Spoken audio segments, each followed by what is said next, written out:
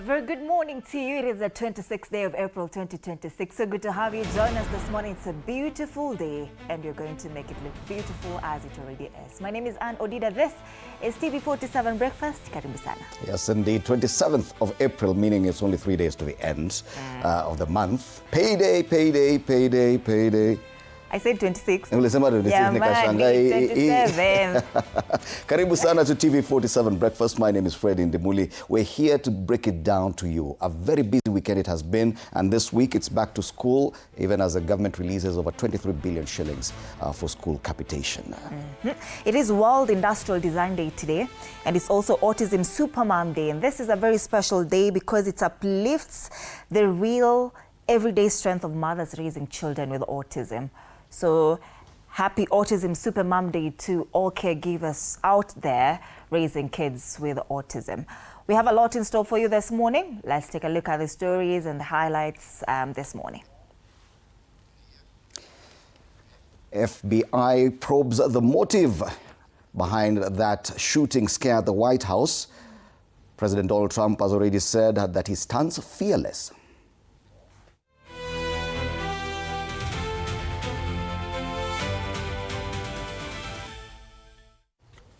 President William Ruto concludes his multi-day tour of the Mount Kenya region, where he commissioned markets, roads and other projects. In Tharaka Nithi, he tore into former Deputy President Rigathi Gachagua and praised his current deputy.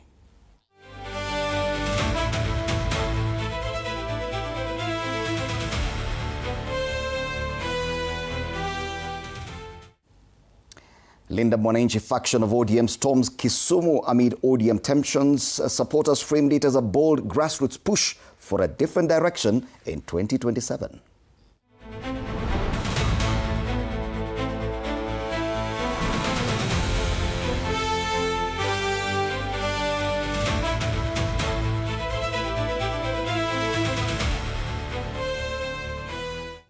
The Linda Ground faction of ODM continues with its demand for the deputy president's slot come 2027 as they hold rallies in Kilifi and Kwale.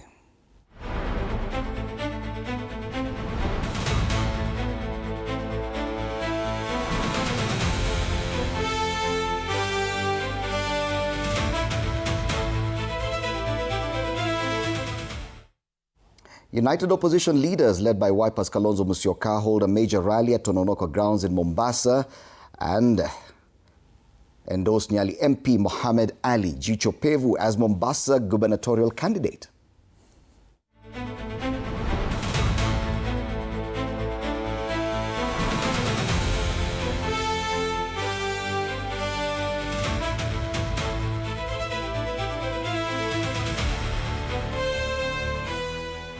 And finally, Kenya's Sebastian Sayo wins the London Marathon yesterday in a historic 1 hour, 59 minutes, 30 seconds, becoming the first man ever to break the 2-hour barrier in an official race.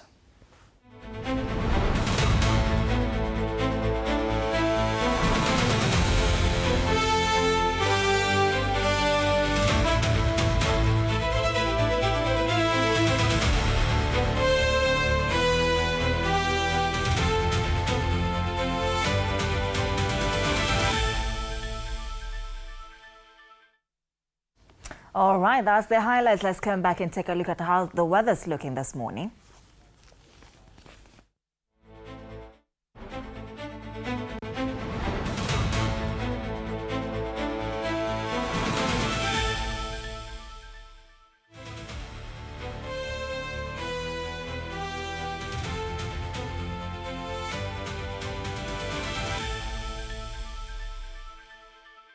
All right, we start off in Garissa this morning. It's 25 degrees. It's a very hot day in Garissa today. It's a cloudy day as well.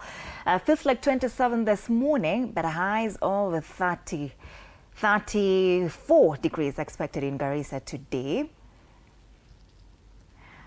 Kiambu County, light rains expected today this morning. It's 16 degrees. Highs of 23 degrees expected today. It's likely to rain starting this morning, and that's Kiambu County. We cross over to Kisumu now. Light rains expected in Kisumu as well. This morning it's 19 degrees, highs of 24 degrees. That's how Kisumu is looking this morning. We cross over to Mombasa now. This morning is 25 degrees, feels like 27. It's also going to rain in Mombasa today. Actually, it's raining this morning. Highs over 29 degrees expected in Mombasa today. So not so holiday weather. And we also take a look at Narok. This morning, it's 14 degrees, highs of 21 degrees expected. Today, it's also raining in Narok this morning. And that's the state of the weather in Narok County. Finally, weather in Nairobi this morning is 16 degrees. It's raining as we speak. Highs of 23 degrees. And that's the state of the weather. Fred, what do you think about, is it raining kwenye umetoka? Yes, it's been raining this morning, and it just directs me to that, what do you call it, advisory by the Kenya Meteorological Department. They said that heavy rains, strong winds and large waves expected this week, and it's going to peak between yesterday's date and tomorrow. The coast is likely to experience heavy rainfall of up to 27th. That's today, with rainfall exceeding 20 millimeters in 24 hours.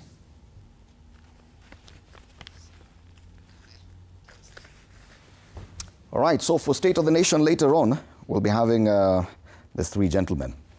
Let me just confirm here. Rusha inje kidogo.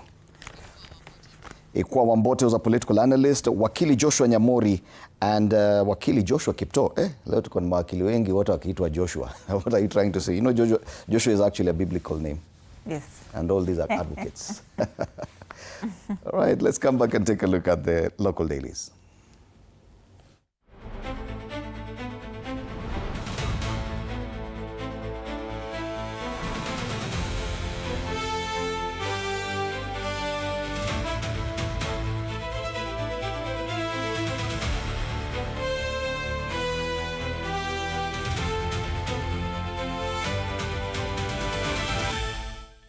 All right, later on we'll be joining our reporter, Modhoni Brenda, who's within the CBD. Najua ananyeshewa sahi.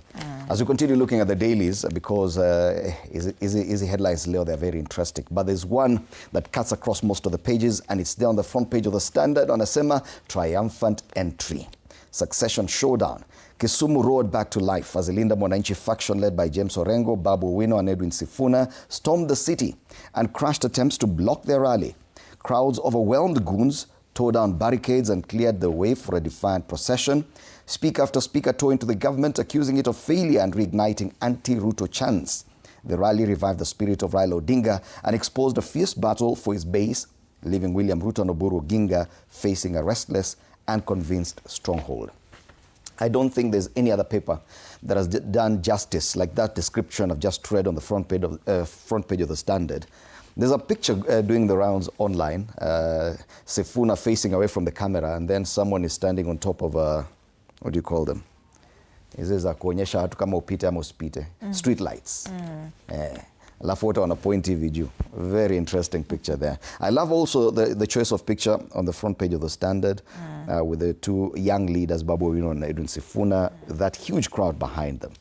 So that's the main story on the front page of the Standard, but today at least they have other highlights. That marathon win, breakthrough, Sawe shatters sub-2-hour marathon barrier. The story is on page 40. The interesting thing about this is that he becomes the first man to actually win or break that sub-2-hour marathon record in an official race. But he was not the only one. Even the person who came number 2 broke the record as well. Yes. But we're not talking about him. Kenya is a business. We're not talking about Kenya is a business. They both broke the record in an official race below 2 hours. So his country is also talking about him. And we're talking about ours. Yes. Walikuwa tu pale. Sawe's rise from cross country to breaking 2-hour barrier.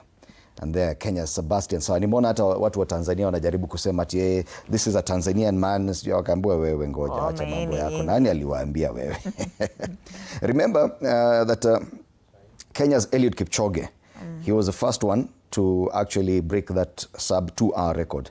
When he did it, lakini it wasn't in an official race. Yes. And he got 1 hour, 59 minutes, 40 seconds. Yes. But now this one is goes even further. 30 seconds, 10 seconds less, and it's in an official race. Wow, congratulations to Sebastian Sawe. So that's a big story. Back to the front page. Malaria's slow decline in Kisumu.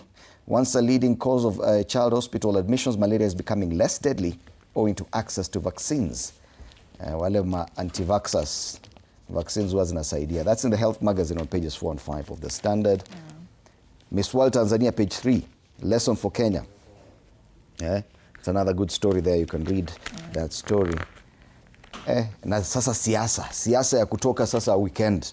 Pages 4, 5, kuna anti-Ruto fury fuels ODM party battle in Kisumu.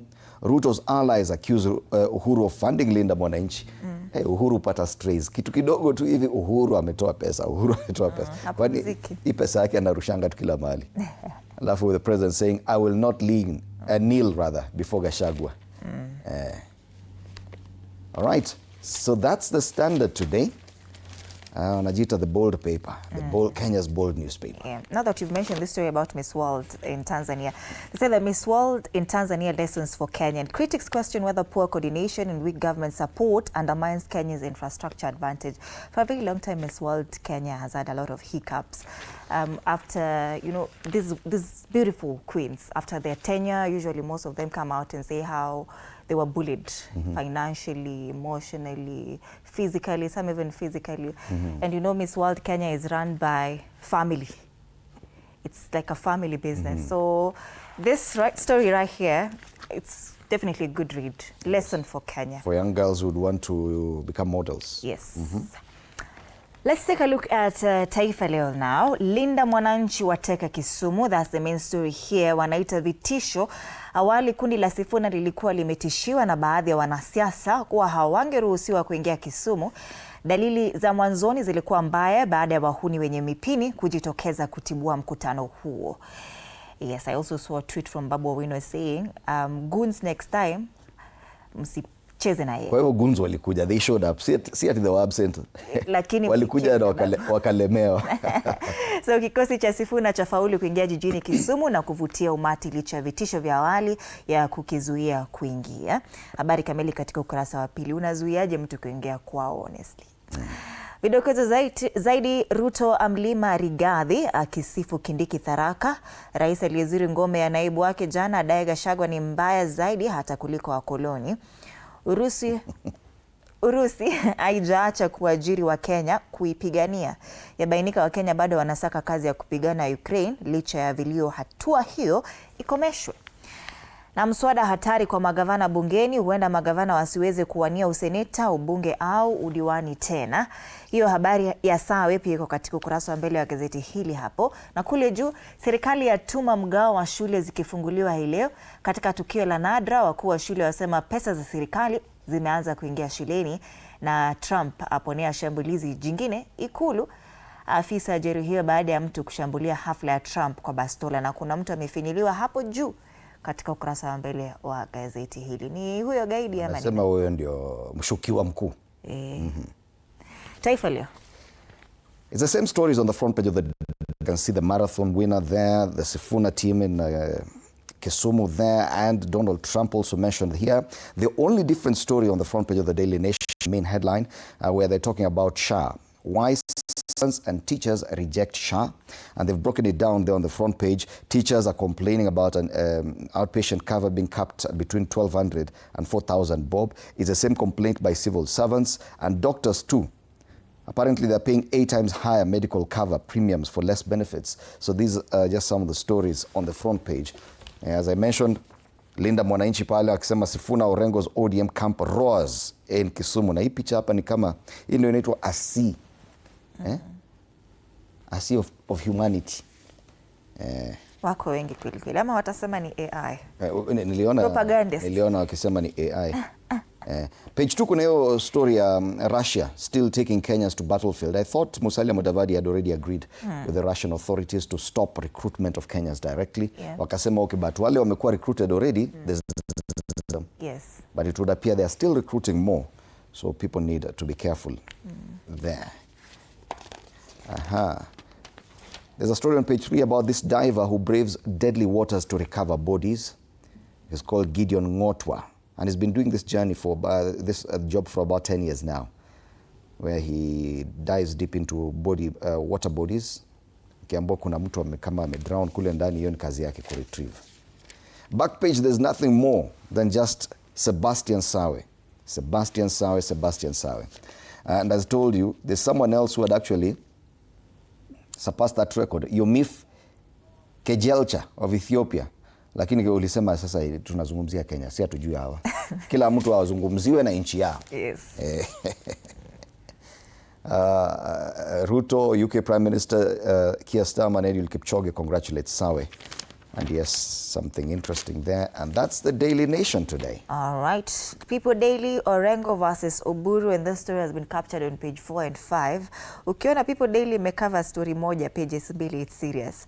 They make this analysis and they call it mixed signals. Why the leadership tussle in ODM is more than political infighting for party, still searching for new identity. Now, they say that perceived house of Odinga inheritance has become a point of open friction after Dr. Oburu's perceived ascendancy provoked resistance from leaders who feel the party is shifting from a national movement to a regional family-led outfit. But you look at this argument here, and they all come from the same county. One is the current governor, the other one is the current senator of Siaya. Yes. So watu wakipigania each other. One is the brother, one is the best friend. Wako huko tu. Yani it's the same circle. Yes. Kwa akina Raila Odinga nyumbani. Like kama kuna kitu wanajua, yenye wanafaa wakae chini waongee na wa sort out. Because all of them are in the same circle at the end of the day. Party leader amesema ngoo. Ngoo. You can be the party leader but not of ODM. Party leader of anything? Alisema kwanza you can be party leader of trees. But not of ODM. ODM akasema ngoo. That's the reason on page 4 and 5. Other quick headlines here. Ruto's economic promises, 4-year report card. This has been also captured on page 3. Yes, women leaders eyeing governor seats in 2027 race is another story on page 13, and that's the People Daily. Na wametumia picha yule alikuwa waziri wakati mmoja anawania kiti cha ugavana kule Trans Nzoia. Yes. Anaitwa Susan Nakhumicha. Huyo ndo tishio kwa Natembeya. Right. Let's take a look at the Star. Same stories on the front page, and I can tell you, apart from the main headline, of course, Sawe first man to run marathon under 2 hours, that story is there. Linda Mwananchi defying intimidation and attracting massive crowd in Kisumu features there. Why DP is taking Ruto's vote hand to the villages ahead of election. These are the stories we've already discussed. Same story. The only different one is the main headline. GMO debate divides Kenyans as hunger bites and yields fall. So apparently farmers' earnings have dropped significantly, and about 3.3 million Kenyans are currently facing starvation. You can read more on that on pages 4 and 5 of this paper. And that's the Star today. Fresh, independent, different. You can grab yourself a copy of this paper. Finally, Business Daily. Sawe is still on the front page of this newspaper. Sawe shatters 2-hour marathon mark. But the main story here, World Bank's 3 hurdles block 96 billion shillings Kenya loan. The World Bank has cited 3 hurdles that Kenya must clear before it unfreezes a 96.9 billion shillings loan ahead of June 30 amid the economic shocks triggered by the Iran war. Now, the multilateral lender reckons it will release the billions once Kenya passes regulations indicating the criteria it uses to determine the beneficiaries of monthly stipends offered to orphans, the elderly, and persons living with disabilities. It also wants regulations guiding the issuance of sustainability-linked bonds and legal backing to a policy that obligates Kenya to raise its tree cover to at least 30% by 2032 as part of the Forest Conservation and Management Act. This story is on page 2, a very interesting read. Legal hitch stalls sale of state's 43% stake in the Viceroy maker.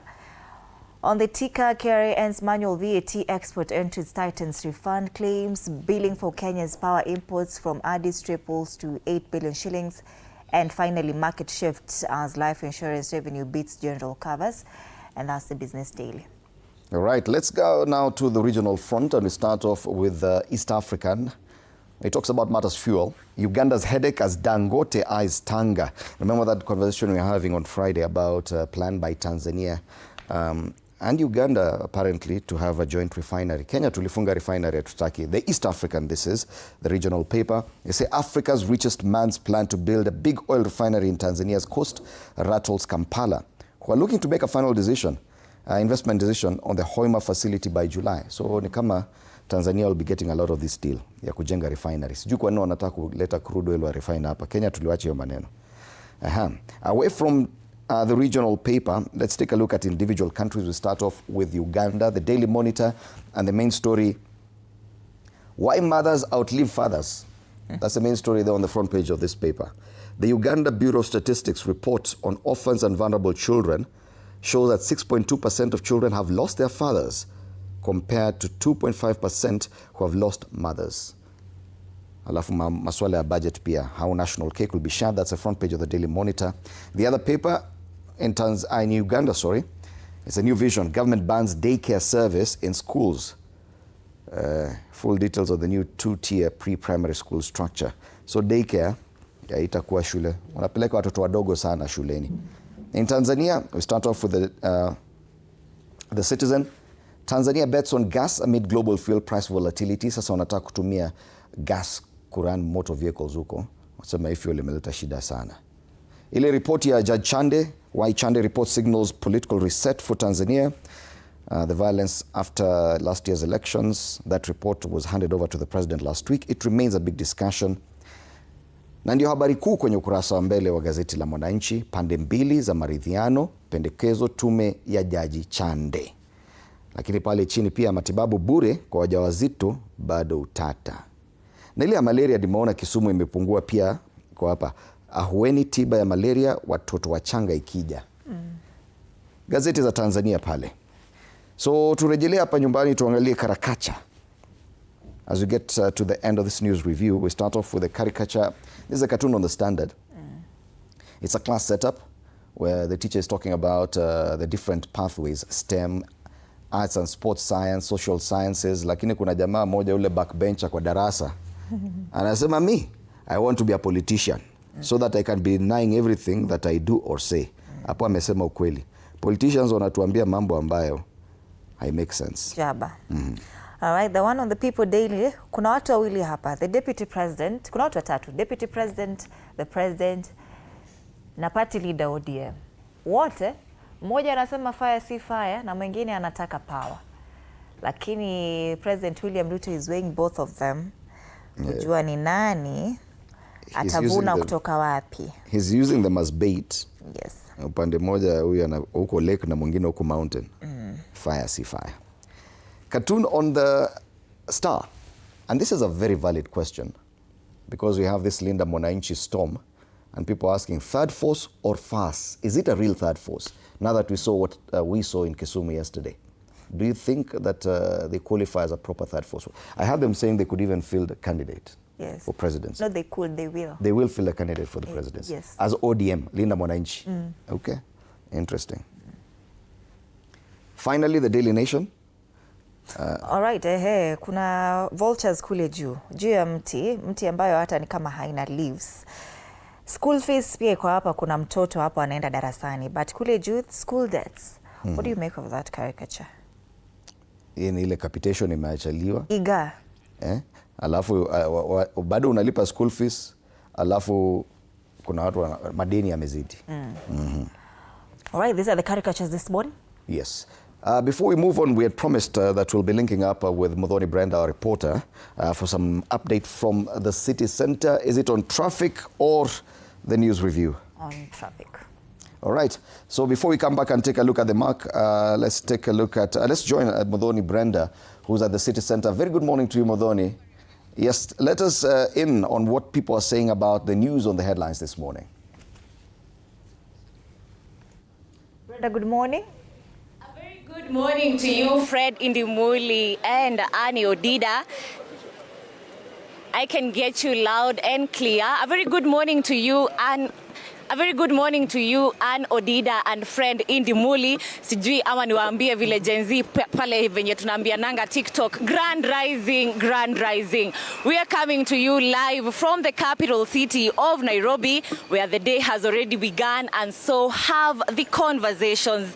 The newspaper today headlines have focused on governance, they have focused on politics, they have focused on loans from international organizations, and they have also focused on Kenya's latest win yesterday in London because many of them have featured Sebastian Sawe. Lakini in light of story yetu, we want to understand how Nairobians generally feel about these headlines.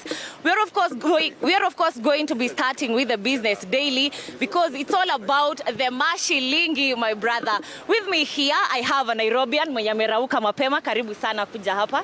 Kuja hapo nikaribie. You are live on TV47. So leo the Business Daily kwa headlines inasema that Kenya might miss out on 96 billion ya loan unless tupande miti ikave 30% of the forest cover.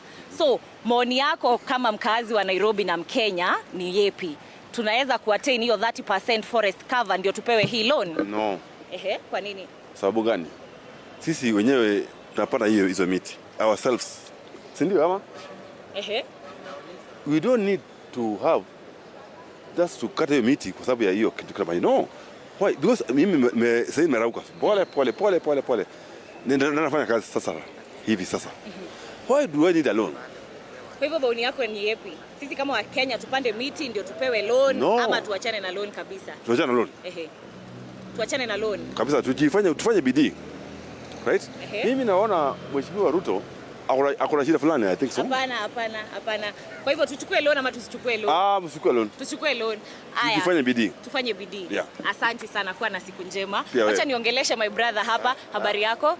You are live on TV47. Yeah. So leo kwa The Star newspaper ilikuwa inasema that Wakenya wengi bado wana debate kuhusu GMO. GMO ni zile chakula zenye zinakuanga scientifically made.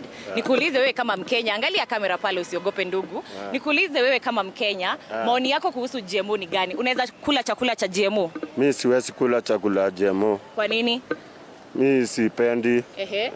Wacha nikule chakula yenye nakulanga. Mambo hiyo ya GMO, hiyo mimi sipendi na sitaki, hata siwezi furahia mtoto wangu hata akikaribishwa hiyo chakula. Ile kipo wa Kenya nituachane na mambo ya maloni na tutie bidii na kutafuta. Yeah. Sasa tena The Daily Nation inasema that civil servants wanapotelea SHA. Wewe umeregister na SHA? Bado sijaregister. Kwa nini? Na sijafikiria kuregister. Kwa nini haujaregister? Juu SHA hiyo ni mambo ya mtu kuanza tena kujiripia ati vile ugonjwa itakujia kwake na kujitayarizia ugonjwa, na hiyo si jambo mzuri. Juu mtu ni wa Mungu. Yeah. Haya, alafu yesterday sijui kama uliona Kenya jana London tulimetameta. Uliona Sebastian Sawe venye alitoka unyo? Yeah. Yeah. Ulifeel inspired? Nilifeel vibaya sana. Kwa nini vibaya na tulishinda? Yeah, nilifeel venye wa Kenya tulishinda. Mimi nilifurahi. Ulifurahi? Ulisikia inspired? Yeah. Okay. Yeah. Kwa na siku poa leo. Asante for talking to us. Habari yako mzee? You are live on TV47. Yes. Kwa hivyo leo kwa The Business Daily inasema that Kenya tunaweza kosa kupewa loan ya 96 billion kama hatutapanda miti. Maoni yako kama Mkenya ni gani? Maoni yangu kama Mkenya, naona hata hiyo loan kaa, kwa sababu si tulikuwa naendelea kupanda miti tangu zamani. Sasa hatuwezi tegemea maneno ya loan ati tupande miti. Naendelea kupanda miti hata kama nyumbani pale. Mashamba yenye imefika kwa mtoni huko tunapanda miti kwa sababu ya mchanga kuteremuka ama kupepwa na mvua. Sasa hatuwezi sema ati tunangoja maneno ya loan ndio tupande miti. Tunaweza wacha maneno ya loan na tunaendelea kupanda miti. Tunaendelea kupanda miti. Yes. Kubali kutuongelesha. Yes. All right, Fred Indimuli and Ann Odida, those are the feelings of Kenyans here at the heart of Nairobi. Back to you in studio. Grand rising, Brenda Mudhoni, thank you so much. Naona unasikia raha sana ukiwa hapo CBD. Wamesema mambo ya loan. It's a comments raw as they come. Kwanza kuna moja story ya GMO ni kama kushika, anasema ya kuli chakula ya GMO. GMO ni cameraman hapa ati atukuli chakula ya GMO sisi. Kuli chakula ya GMO. Chakula ya GMO. Anasema anataka ile ya nyamezoea. Yeye GMO itampatia food poisoning. GMO amejaza chumvi kwa chakula. GMO unataka kumaliza Wakenya. Wakenya wamesema hataki loan. It's unanimous. Wamesema hatutaki loan nyingine. Yes. Hata hizo miti tutakata. So we are not coming up with these rules. Umeona wenyewe. Ati tupande miti tupewe loan. Hatutaki hiyo loan. Hataki hiyo loan. la yule Wasawe anasikia vibaya tu. Anasikia vibaya. Hako ameshika swali. Anyway, thank you so much, Mudhoni Brenda, for that update from the city center. Before we take a break and come back with State of the Nation, let's take a look at the traffic in Nairobi. All right, and I already can see Jogoo Road there. There's a long stretch of red there from Buruburu all the way to Makadara. Low courts, pale ni kawaida, matatu zimejaa pale. Nimerudishwa pale Outer Ring Road. That section is usually very busy. Manyanja areas around Donholm as vehicles try to get to the Outer Ring Road, either towards Jogoo Road, Mombasa Road or Thika Road. Talking about Thika Road, Thika Road lazima shida. Yes, you can see pale Pangani interchange imeshikana proper all the way from the Utalii Drift up Mathare Mental Hospital after survey, na pale Pangani interchange imeshikana. Further north of Thika Road, traffic, you can see a lot of dots of red and yellow all the way from Kahawa, past Githurai, Kasarani, Garden City Mall and into the Pangani area. A lot of traffic coming from that side. The other side of the city,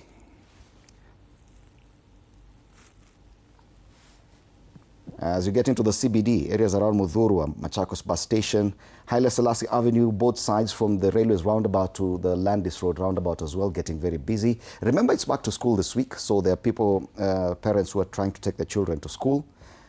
Other major roads into the CBD, I can see A ni Mombasa Road, kuna shida pale. Na hii inakaa ni kama the expressway. Yeah? The expressway all the way past Nyayo Stadium pale kuna shida kidogo. Not so sure what's happening there. But from the other end of the city, that's Uhuru Highway. And if we may take a look at the other major tributary into the city center, and that's Waiyaki Way. It's looking green all the way to the CBD.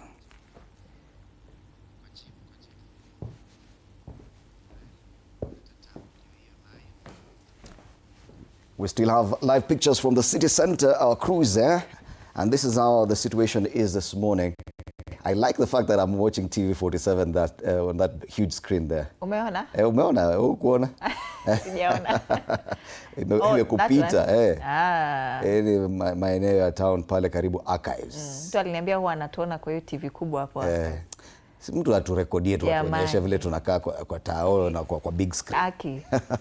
Just record and tutacheza hapa kwa show. This is Moi Avenue. Yes, this is part of Moi Avenue. That's how traffic is looking this morning. Magari zikiingia town. Kuna ile Kenyatta Avenue. Wengine wakitokea ile pande. That's the traffic situation.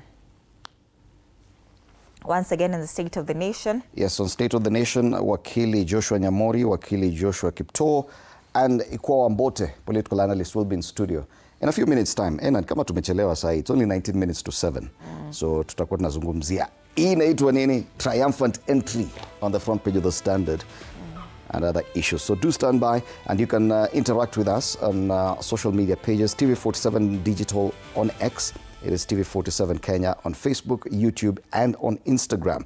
And we are streaming live on YouTube. Yeah, make sure you use the hashtag TV47 Breakfast. TV47, no, ile hashtag nyingine ni story yetu. Story ni yetu. You can tag us too at Freddy Ndimuli on X. At @Dida. Later on Monday, Blitz will be taking over to ambie all that has been in the world of sports all this weekend. So let's stay tuned for that, starting 8 a.m. all the way to 10 a.m.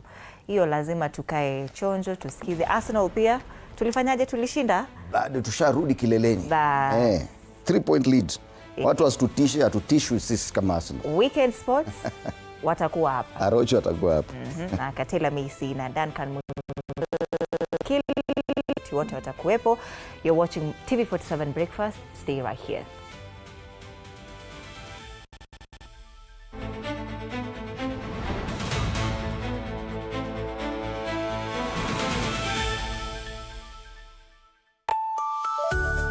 Sundays at 8:30 p.m. Good morning. You have my rent? Leo jioni kama tutakuwa tumelipa rent, nauza simu yako. Hamna pesa. I need 3 G's to make my nails today. Sasa hivi natuhusu aje? Can I order now? Do you ship? Can I get blinking ones? Mimi nilikuwa na trade.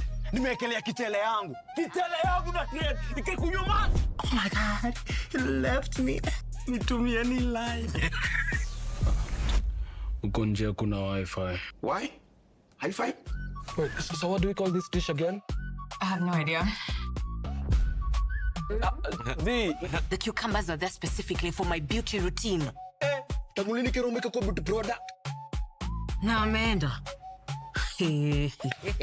Tunafaa tukuwe na logo yetu. Like, si ni brand already. We won't entertain divas. No. I'm not dealing with a man child. Amazing. Nishapenda hii energy. Sundays at 8:30 p.m. on TV47. Saturday at 8:30 p.m. My father used to tell me that our hotel is the home for travelers. I guess I forgot that. Recently, it's been more of a mirror of my own ambition. Ooh, yeah. We might fail. We will probably fail, but not for a lack of trying. So for the last time and the first time, welcome to Connect In, the best experience in Eastern Central Africa and its environs. Saturday at 8:30 p.m. on TV47. Wednesdays at 8:30 p.m. This is a very serious place. I see that. Surely. Hey, Nyumba. This is the place. Just for a few days. Rule number 2. Kwani Google inajua maisha yangu wewe? That's my seat. It's a chair. It was hers. You're new here? Yes. You learned the rhythm. This place is run by structure. Structure. It is a system, ni venye tu ni system haisikizi. And what happens if something you haven't chosen enters your day? I remove it. That's not always going to be possible here. Then you are going to have a problem. Noted. What are you planning? To escape from a resort. This is not a resort, my friend. This is a storage. Wednesdays at 8:30 p.m. on TV47.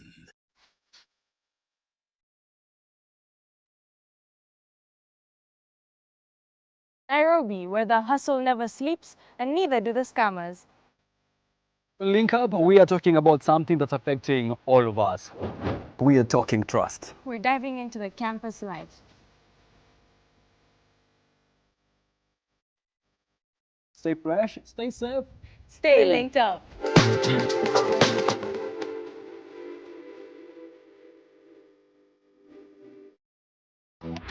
My father used to tell me that our hotel is the home for travelers. I guess I forgot that. Recently, it's been more of a mirror of my own ambition. Ooh, yeah. We might fail. We will probably fail, but not for a lack of trying. So for the last time and the first time, welcome to Connect In, the best experience in Eastern Central Africa and its environs.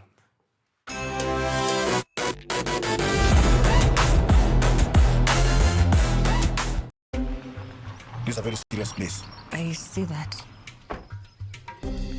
Surely. Hey, Nyumba. This is the place. Just for a few days. Rule number 2. Kwani Google inajua maisha yangu wewe? That's my seat. It's a chair. It was hers. You're new here? Yes. You learned the rhythm. This place is run by structure. Structure. It is a system, ni venye tu ni system haisikizi. And what happens if something you haven't chosen enters your day? I remove it. That's not always going to be possible here. Then you are going to have a problem.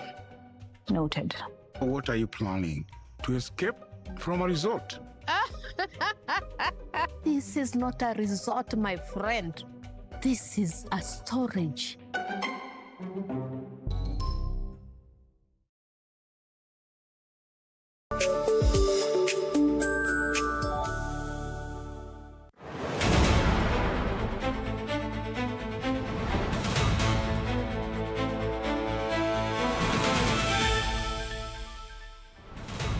All right, triumphant entry is the biggest headline this morning. That is what is on the front page of the Standard. All dailies in Kenya today talking about or rather giving an analysis of what they believe transpired in Kisumu yesterday as the Linda Mwananchi faction of ODM held a rally at the Kowor Stadium. And kila mtu anajua vile anasema, was it a success or not? And that is what we'll start our discussion this morning on State of the Nation. A look at the big headlines with Ikwo Wambote, political analyst. Good morning, karibu sana. Good morning, Fred. And also with us is Wakili Joshua Nyamuri and Wakili Joshua Kipto. Gentlemen, karibuni sana and good morning. Before we even discuss this, because everyone, and you can look at all dailies, picha ni ile and how big the crowd was, just an analysis of how it was. Let's listen in to some of what was said during that rally in Kisumu. Kuna wazee wanazeeka vizuri ambao wanaelekeza na kulea kizazi kipya cha uongozi kama mzee hapa Mheshimiwa James Orengo, mpigie makofi. Alafu kuna wazee kama Atwoli, kama Oburu, kazi yao ni kufungia vijana mlango. Mnasemaje Kisumu? Mnasemaje? Waende mikutano ya chama ndani ya Ikulu. Sasa ni chama ya ODM ni chama ambayo inaongozwa kwa Ikulu. Wakatoka pale wakasema kwamba hao wataki kiti ya president, hao wataki kiti ya deputy president, ati hao wanataka power. Baba aliuliza, wewe unasema Ruto tuta, nani alikwambia ODM haiwezi kutoa rais mwaka 2027? Who told you? Hey, who told you? Walituambia wameleta watu wetu kwa serikali. I want to tell you, John Mbadi, Opiyo Wandayi, Ray Omolo, Oluga, they are in office but not in power. They are in office but not in power. Mimi mwenyewe kama babu nilienda 280 constituencies out of 290 constituencies kukampenia baba Raila Amolo Odinga. Alafu wenzetu wanatoka mahali kwingine wanasema ya kwamba huyo babu haezi kana sisi. I want to tell you, if we are not on the table, we will break the table. Without fear that I had warned even against us chasing Sifuna from the party. And the reason is because I knew by the nature of his politics, he was bound at some point to leave. Yeah. But when we mistreat somebody, then we make him a hero. We have created a hero out of Sifuna. I'm not saying he's not a hero, but he wasn't what he is now. Our mistreating Sifuna is what has made Sifuna a hero. So let us be careful the way we are dealing with our issues. When Millie raised these things, some goons were sent to beat me in Kilifi. When I raised these issues, I was shouted down in Kisumu. But I will say without fear that as a party that I love, we must strengthen our party. And that show of strengthening our party means there must be internal party democracy. An example is now some young people here were looking for seats. This young man here called Brian wanted to be the ODM youth chair. I don't care whether somebody goes and declares himself a party leader. Party leader, you can be a party leader of the trees, you can be party leader of the party, of any other party, but you are certainly not the party leader of ODM. Oburu Oginga is the elected party leader of ODM. And if you think you have any other way of taking this thing, I tell you, oh. All right, we've gone ahead and showed you other clips from different places, but let's focus on what happened in Kisumu. Let's start from there. We'll come back to discuss what was said by the party leader and MP Millie Odhiambo. That entry, how symbolic do you feel it was? Because yes, all the papers are talking about, and you can actually see the attempt to show just how big the crowd was. On the front page of the Taifa Leo, on the front page of the Daily Nation, a sea of humanity, triumphant entry on the front page of the Standard. But how symbolic was this, even to the political field across board? Well, thank you, Fred, and thank you for having me this morning. In politics, it's a very huge game of numbers. in everything you do, whether you have paid the crowd or otherwise, it is a game of numbers. It goes way down into what we call the perception in influence. If you look at what is happening with the leader Mwananchi, there was a lot of uproar in regards to their visit for Kisumu. And this is because Kisumu is being wooed to go into a different direction, as you already know, with the ODM and UDA negotiations that are currently happening. So this particular team is trying to send a message that they are still part of ODM, because Kisumu is definitely, without any doubt, an ODM zone. And they have actually sent a very stern warning to their other leader, what they call a leader ground, that he ground, you have Mujarinda, you've not yet protected this ground, and we've come here and taken over. They had tried all means to try and avoid this kind of show, definitely because it will send a different signal out there. The people in which they are trying to go into what I would call a coalition with, and depending with the numbers they are able to bring onto the table. That is now the UDA. The UDA factor will definitely be able to negotiate with ODM based on the strength of what they are bringing on the table.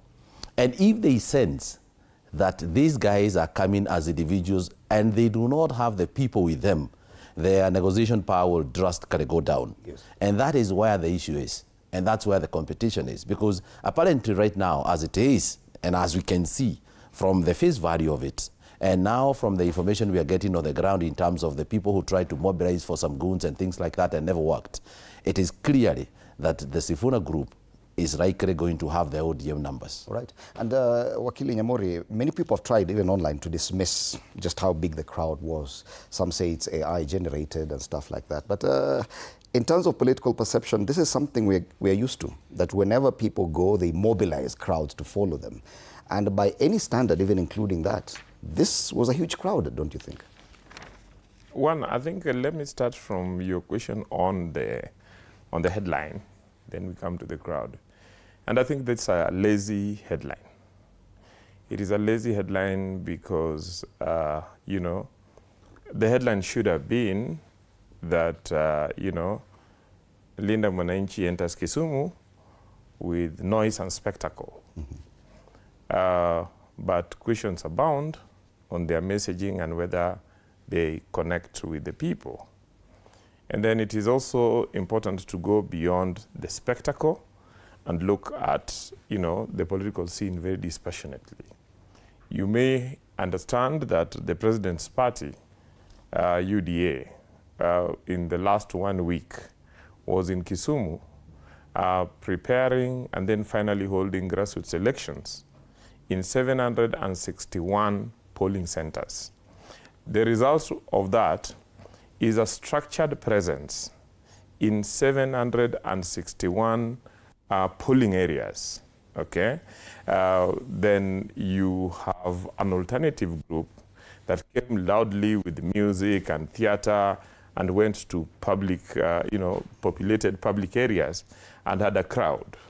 And so you might, if you don't scratch beyond the surface, you might think that the crowd in Kondele and Nyalenda was the biggest thing that happened in Kisumu. But in reality, I can tell you that the biggest thing that happened in Kisumu is that the president's party has confirmed presence through election in 761 polling and that's a very curious assessment. It is. Because you're not talking about ODM. Let me finish. You're talking about the president's party. Let me finish as I say that. When we get to then the ODM contest amongst its factions, you will see that the Sifuna, Babu, and Orengo group are stuck in the road shows and the big spectacles, while the Oburu-led group continues to control the structures of the party. And the structures of the party of ODM is not a young party. It's a party that has been there for a long time. And for those who understand politics, know that ultimately decision-making in the party and control of the voting blocks in the party are controlled by those who control the grassroots structures in the party. And Oburu and his group has successfully, Orengo and Babu and Osotsi and group have successfully held, big drama, big spectacle, big theater. Oburu and his group have successfully convened the Central Committee, had a decision, convened NEC, had decisions, convened the National Governing Councils, had decisions, convened the National Delegates Congress, and had a decision, have moved from, region to region and met their grassroots polling center structures and have endorsements. So basically what I can tell you is that while this theater will continue, ultimately it will collapse, and it will collapse because the theater and the spectacle do not control the grassroots politics. They are controlled by structure. Wakili Kipto, because we may dismiss the numbers, and you'll talk about the numbers, but when we talk about this anticipated coalition building, where does it leave ODM, the ODM Linda Ground faction, when Linda Mwananchi team can go to Kisumu and have the spectacle they had? Wakili Nyamori is quick to talk about the president's party and very slow to talk about the Linda Ground group, because a comparison should be between Linda Ground and Linda Mwananchi. Good. I think, one, I'll agree with Equal on perception. It's everything. In politics, it's the optics. That's why it's as simple as this. Let the people show up. Let the headlines scream as they are. That's enough. Because before this event on Kisumu, for 2 weeks, Linda Mwananchi, 2.5 to 3 weeks, they have been on a lull. The Sifuna-led team have been on a lull. I remember even Majority Leader made the comment, I think the other day, in an interview where he mentioned that there are fires like that of maize stalks. They disappeared too fast than when they showed up. And that would have been taken to be true until and when this happened. So this one again recreates that. So what happens is that it leaves the ODM Linda Ground group at a vulnerable position. The word is vulnerable, politically speaking. Why you are looking at crunch time for coalition building. This is the time everyone is making audition for what kind of control do you have? What kind of influence do you have? Because that is a trading mechanism that will be the subject of negotiations between now and December. Because by the time we hit December, roughly the coalitions would have formed. So that whatever we have between January and April 2027 will be scraps. If you look at the formations that happened in 2022, Azimio was as good as done by December. So that between January and April, it was a top-up mechanism. It's like who's still out there. When you talk about Kenya Kwanza, it was as good as a wrap. So the same thing happens now. So Linda Ground is vulnerable in the sense that two things are happening. One, you have the grand party that was under the firm control of Raila Odinga, unraveling in the sense that you have different segments of that original ODM. In fact, now the vulnerability is exposed in two ways. In one way, it gives credence to the fact that the different components of ODM will be tempted to negotiate individually. And that's why last week it should have not down on you when you see the Costarian conclave coming together. You see the Western group, a smaller group led by Oparanya, giving ultimatums to the party leader, the youth leader. And the Luo Nyanza Brigade specifically arguing about one issue, zoning, which means, therefore, what would prevent the president saying, excellent, now I'm able to know who I'm negotiating with and for what. So it would mean the president would actually then do what Raila did, which means the president has to go directly. He has to negotiate with the different components of ODM individually. If he goes, absolutely. If he goes to Costarian Despite Brigade, the fact that Wakili Nyamori insists that they are the team that hold he the party structure. He will show some respect to this party leadership and structure, because when he shows respect for this party leadership structure, in one or another, he has a direct link to just the Luo Nyanza Brigade. But beyond that, he has to go out of his way and cobble up individual agreements. He will go to the Costarian conclave, give them whatever they wish, go to the Western. In fact, Western is more of a cocktail because ODM had more or less a sway over 3 counties, 3 out of 4. You had its control stretching from Busia to Vihiga. Now, the Kakamega contest arises because the ODM chairmanship was never resolved. The Oparanya group is supporting Nabii Nabwera.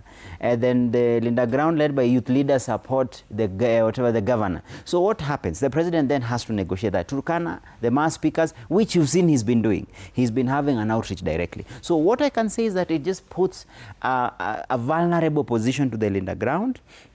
And I also think the ODM led by youth leader are also alive to that fact. And that's why you can see the argument before the UDA talks is one, zoning, which is basically because that is what they were used to under Raila Odinga. Now for the Sifuna-led team, again, it's never just smooth sailing because they have already boxed themselves into a space of saying one term. They can never move away from that.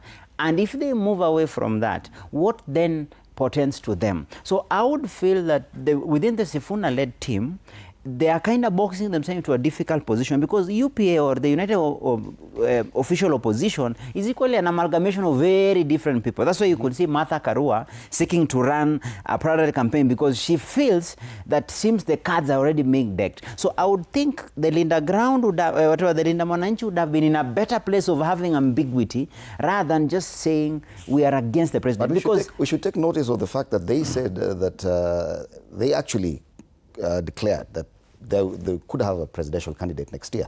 That validates the one-term assertion, because if at all they are running for president, that suffices. But now when it comes to the possibility of that group having a presidential candidate, how do you think that affects the political race? Because you support a different team altogether. Oh, yes. Let me say something there, Fred. I have had sentiments from my colleagues here and what they have said, especially what Wakili Nyamori have actually said. But you see, that is very dangerous. Before I come to your question, when he confirms that it was a success for UDA to run its grassroots elections within an ODM zone, that he is a member of ODM, of UDA. Yeah. And I know for sure that confirms the fear that the Rida Mwananchi, the Rida Ground team is having. That the intentions of the president, it is to actually challenge them in their core area, where it is that their support is. So what are they going to be bringing to him when the time of negotiations come? But then again, your question is quite timely in regards to what it is that Akina Sifuna and Babu Owino are trying to say when they say they will have a presidential candidate. Let them have it. It is out of that coalitions, as Wakili Kipto have said, are going to be done. When you put yourselves together like they have done. They have gone around the country, Mombasa, Kitengela, Kakamega, all through Nakuru, now from Busia, I think Bugoma, somewhere they were, all the way to Kisumu and all that. When you find yourself in that space, you must first believe in yourself, believe in your cause, believe in what you're doing. The intentions is not to present a candidature that actually now becomes a third force and waters down the clarion call of making President William Ruto's, one-term president. No. The intention is one. Whether you are coming from what we call the United Alternative Government or whether you are coming from their, from their quarter of Akina Sifuna, the whole intention is to capture power. It is to actually take power out of President Ruto's hands. And that is the common agenda that is going to eventually bring all parties into the table before December, as you've had Kipto rightfully put it. Because basically what is going to happen is that the importance of any grouping in a political table of negotiation, it is as good as what it is that you are bringing. And what you are bringing is you cannot come there as a junior negotiator. When you start proclaiming that you are not interested in the presidency, you are not interested in this and the other, and what you want to bring onto the table is actually you are looking for a certain seat there, we want power, we want government, we want ministers. You've already declared yourselves as a superior, as a junior in that negotiation. The power of negotiation for those who does this is that first and foremost, you don't even agree on the offer that you've been given for you to be able to up your negotiation, your bargaining power. So what are you trying to say? I agree with Babu, Sifuna, and their team to pronounce themselves as potentials in terms of presenting a presidential candidate. That shows that when they come to the table, based on the numbers and the mathematical that is going to be on that table, they can easily secure a deputy president, position, and that could be their intention. But what are you targeting? You aim the sun, you reach the moon. You cannot purport that you can actually lead a country, run a movement like this one, and then go like Oburu and say, we do not want to be president. That is why ODM has failed already. And they will not survive from that particular pronouncement. I can tell you for sure. Their bargaining power is compromised from the word go. The day they refused to pronounce themselves as potential presidential. I'm looking at the cartoon on the Star today. It's one of those we reviewed today. And it has a caricature of most of the political players on both sides of the divide as it is right now. Yes. So on the Linda Mwananchi are looking like the people at the center. Both sides of the political divide are looking confused. And they're asking the question, is this a third force or a farce? What is your assessment? You know, every time we go into election, the media has this,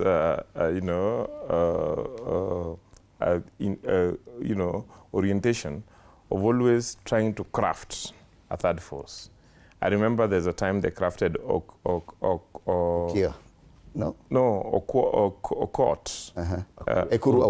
Court as a third force.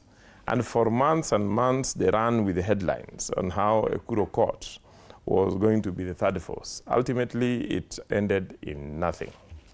It was not. In 2002, James Orengo was again touted as a third force. And you know, the media ran with it if you looked at the headlines at that time. At the end of the day, James Orengo got 24,000 votes against Mwai Kibaki's over 3 million votes, okay? He lost even in his own constituency, even in his own polling station. It is not the first time that James Orengo pulls the crowd. The kind of politics that James Orengo plays is an activist kind of politics. And activist kind of politics draw crowds. And they are interesting because they ride on grievance, okay? But ultimately, my experience, and I've been in politics for quite a long time, both, on the front line and in the back room. And my understanding is that when numbers are counted on the table, they are not the big rallies. They are the structures. What do you control? And you did raise a question that why is UDA building structures in Nyanza? And I think he also alluded to it. My point is that the president was very intentional when he told the ODM group. I remember he spoke when he was in Migori. And at that time, there was some noise on whether he should build structures UDA should build structures in Nyanza North. And he told the ODM group that Gladys Wanga, go and build ODM. Let me build UDA. And then let's meet and form government, okay?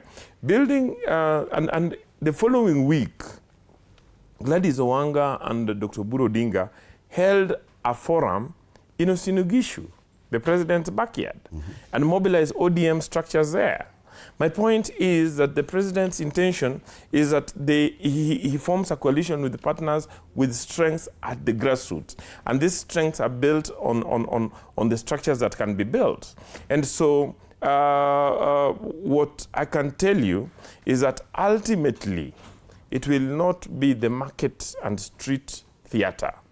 It will be those who have structures and have presence in over 40,000 polling centers, and then backed by those who have a development narrative. So you don't see the Sifuna team going all the way to the election? I don't see. Politics is determined by who can mop up resources. Resources are not only financial. Resources are also materials, resources are human.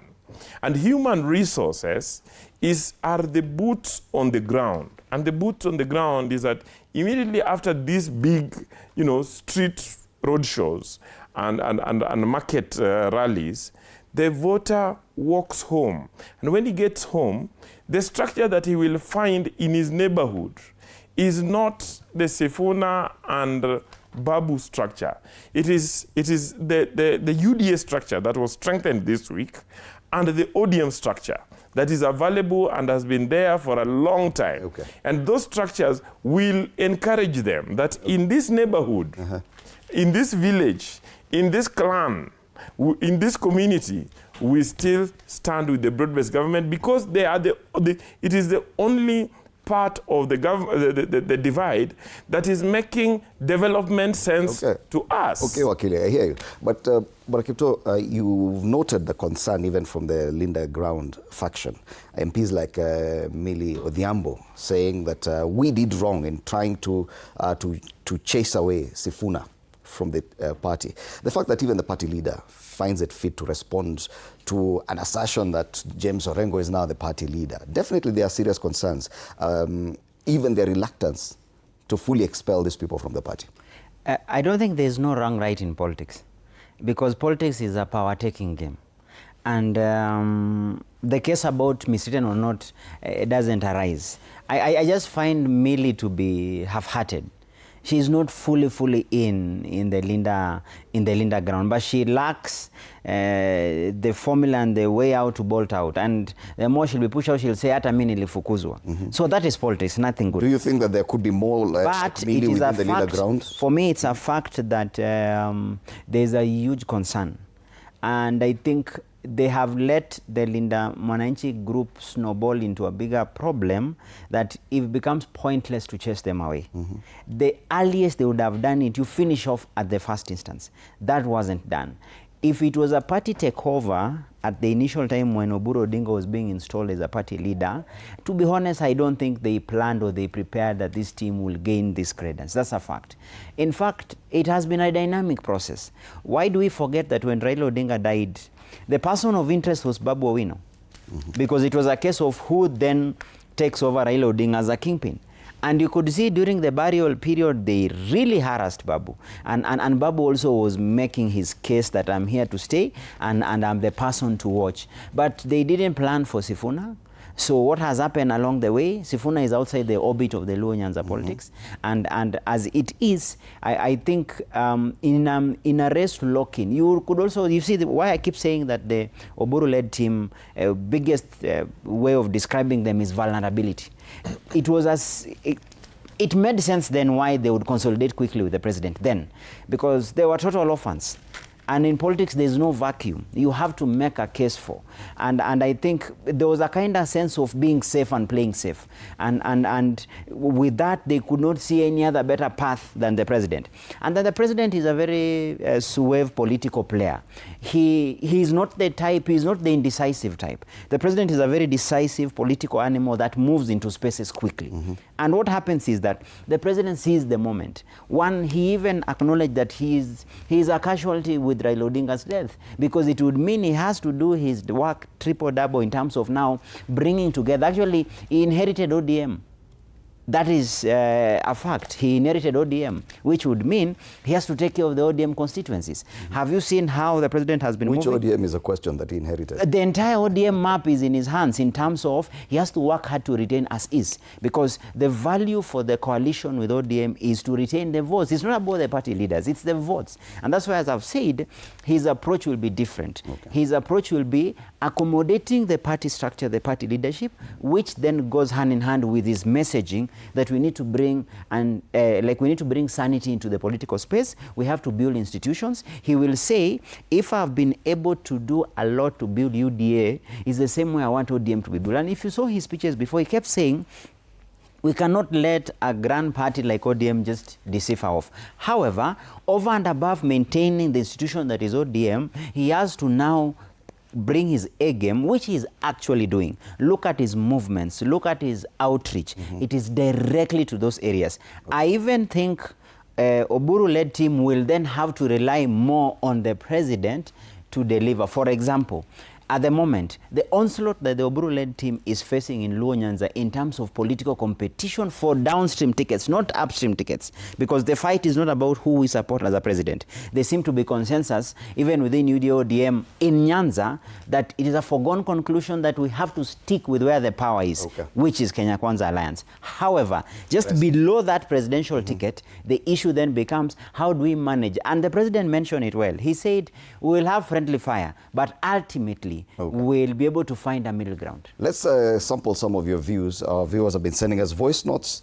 Let's listen into what they have to say about that discussion. Good morning, TV47 show with Ann Odida and Fred Ndimuli. I am Daniel Meli, a student of laws at Kenyatta University, watching from Nairobi. On the rise of the Sifuna and Babu movement, it reflects a growing demand from the bold, outspoken leadership among young people. Many youth today are drawn to leaders who openly challenge the status quo and speak strongly on governance and accountability. However, beyond strong messaging, young voters are also looking for structure, policy direction, and consistency. The real test for this movement will be whether it can evolve from political expression into a credible force that offers political solution to the challenging that youths and generally citizens in Kenya are facing. Thank you. Hello, good morning to TV47 Breakfast. When we come to talk about the rise of Sifuna and Babu movement, what we are now witnessing is the emergence of a more vocal, youthful political force that is led by figures like Sifuna and Babu. The approach is very bold, direct, and resonates strongly with young people, especially in the urban areas. And they're not just opposing they're also shaping narratives, challenging the authority, the status quo, and redefining the political engagement. So this movement is tapping into frustrations and around governance, cost of living, and representation. And if it continues to grow, it could significantly influence future political alignments. So it's no longer about just traditional leaders. The youth-driven voice is becoming a serious factor in Kenya's political space. Much for that. Thank you so much for your feedback. And yes, there's that youth vote or the link, because many within the political circles have been arguing that it's very slippery. Even the president has struggled somewhat to get that group. Do you agree with those two viewers that the youth vote could be the biggest thing behind this youth, Elena Mwananchi? Absolutely, Fred. I mean, this is a reality check on most old-timers, and especially if you want to subscribe to the old book of the Kenyan politics. I can tell you, and I actually wanted to respond to my good friend here, Wakili Nyamori, in regard to the same. Actually, those two voices have picked exactly my sentiments in regards to what it is that this particular group of Sifuna and Babu would eventually metamorphosize to be.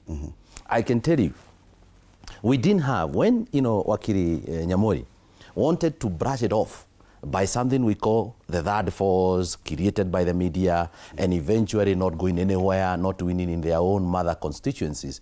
I want to tell you, we have never had any the kind of demonstration we saw from the young people before. We've never had our parliament invaded and broken into. We've never had a finance bill that has been brought down by the people themselves by saying we don't want it. That is a very strong messaging. And by the way, are you aware that after the Gen Z's uprising and when they came in and presented their case very strongly and said, hey, hold a minute, we are there, we are here, why are you ignoring us? After that, there was a lot of change of political alignment that were taking shape at that particular moment, because the plan, the game, the script never included them. But as we speak with you here this morning, I can confidently tell you the person who is going to win the next election will not have just a tribal influence into that particular basket, but the youth factor is going to be a major contributor into who takes home as far as presidential is concerned. Right. And that is where the political alignment is worried about this particular group, because this is a group that entices that particular, what we call the voting bloc. And the moment this particular voting bloc carries it to the table, whoever table they go to, because obviously, in negotiations can take any different shape and whatever. We can never say that when they are saying one term and they have already cocooned themselves or crossed themselves somewhere. No. you need to understand that there has been some sentiments, the dissent in the country that has been growing every day against the current regime. And that particular dissent has been influenced by the conduct and the manner in which the country is being run that even the young people have not been liking. Okay. There was even a big fight on the university model that was proposed by this government, but to the same people that have been saying, no, Serikali is not listening to us. Yes. So as I conclude, Fred, I have in many times been sitting in tables like this before when we had elections. But this is the first time that I'm sitting on a round table discussing the oncoming election where the youth factor can never be ignored. This is the first time. Yes, and that may answer your question about human resource. If at all the youth identify with this movement, then the boots on the ground question will actually be sorted. I've actually been in politics. I've actively been involved in elections since 1997. 1992, I was very young, okay? And I can tell you, there's always been a youth factor, okay? But then what matters, every time, and I keep telling young people now, to learn from some of us, that when we were young, we got so excited and we thought that, you know, we could turn the world upside down. But then we realized that when the crunch moment comes, the young people are really ready for that moment, okay? And that is the moment when the electoral machines roll, okay? And that moment are not moments determined by, you know, the rallies. They're determined by how can you influence every household? How will you influence every neighborhood? How will you influence every village? And hence I go back to who has organized boots on the ground. It's only that group that has structures, okay? So a number of times, young people get excited with the theater, okay? But that theater dissipates. It doesn't win elections, okay? So I see, for instance, if you ask me, I was in Kisumu the whole week. I was in Kisumu yesterday, okay? And I can tell you, Kisumu has a population of 1.3 million. As of 2002, it has 606 voters. It's going to have probably 800,000 voters in 2027. The question is, what's the number that was here? Do you want to say that this number then represents the entire town? It is just, you know, young people who are excited, who probably have not had some interesting spectacle and would want to expend energy, okay? And they did it, and give it to them. However, I can tell you that when those young people go back to Manyata polling area, when they go back to Nyamware village, they will not get a Linda Mwananchi structure there. The structures they're going to get in the beach of Nyamware, or somewhere amongst the farmers in, in Moroni, is the ODM structure and the UDA structure, which are being strengthened. And then it is the only ODM structure. These guys have no structure. These guys can just mount rallies. Have you ever heard them, anywhere they go, convene a meeting of delegates? Because if they controlled those groups, they would be convening those groups. They don't control them. Okay. And then the other thing that you need to know as I need to wrap up, as I finish, is that the voter ultimately, even as the voters go for the spectacles, even as people say that voters go for money, when the voter goes to the polling booth, voter normally votes selfishly. The question is, who has the development narrative that resonates with the masses? But the question therefore will the voters vote for grievance, or will the voters vote for roads, for healthcare? We are looking at a new kind of voter. And that voter is going to vote for jobs. Okay. That voter is not going to vote for grievance. Let's listen to Wakili Kipto. So I think the youth vote is a give and take. What happened in 2024 was an eye-opener, that there's a new voice emerging. Unlike the past youth-led Unlike the past youth-led revolts and what have you, this one is centered around governance and politics. And importantly, it's a generation that possibly didn't see much of what we speak about. I'm just slightly above that generation by 2-3 years, and I can tell you for sure, if you look at my peers just below me and the followers between 35 and 20, they have really learned much through reading rather than experience. So that when you talk about fight for independence, fight for multipartyism, fight for pluralism, constitutionalism, by the time we got Constitution 2010, the groups that were then young, which then would be my group, because at that time I was in the university, we would actually understand and be in sync with that. But post 2010, the concept of struggle is different. The concept of struggle for this young generation is about efficiency and delivery. That for me is critical. And that's why 2024 Gen Z protest was centered around governance. The current regime should take credit for basically forcing the 2022 elections to be agenda and issue based. And that's why you say once you make your bed, you lay on it. Once the president make a decision and say, let us pivot our politics towards issues, 24 happen on the basis of the fact that the conversation is around issues. Then what then happens is, as we go to the 2027, the question then remains, is it potent enough to be a significant dynamic and force? I'm sorry to say not yet. I haven't seen the cohesion around that. Why I'm saying so? It is fickle. This is a group, or it's more sentiment that is centered around governance. And at the moment, I feel that there is no per se new team that can say it has swept this team. Why I would say so? Remember what came after that. The Maraga led. Kidogo then disappeared. You had this leaderless aspect of new emerging young activists. Again, they ran into headwinds. So what happens then? Keep an eye on what political formations are doing. Which then, how do you pick it? When Nikokadi came, it was a reminder that there's this crowd that is lacking. There's this youth energy that is lacking. When it was announced we do voter registration, there was lackluster. Until Nikokadi happens, what did the political formations do? They picked it. And once they picked it, look at what the government has been doing. Look at the Kenya Kwanza regime led by the president, what has been doing. The president and his team have actually gone quietly into registration mode, riding on this Nikokadi. And that's where it matters and counts most.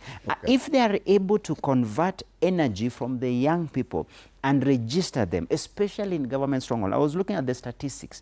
If you look at how government is turning their numbers, especially in areas they have an upper hand. If you talk about pastoral areas, if you talk about Rift, if you talk even about new emerging areas like Coast, who previously have underperformed. If you look at what UDA is doing, they're now doing the data analytics, whereby they're saying, if you are to make Coast a serious battleground, let us go for the numbers. And they are working with targets. Now, that's where the young vote, the young energy will come into play.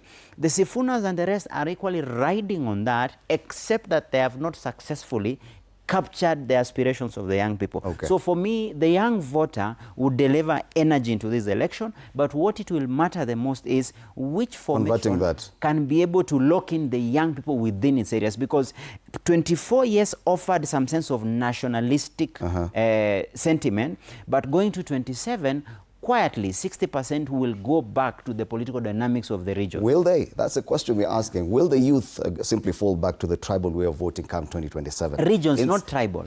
Well, fine. Let's go with regions.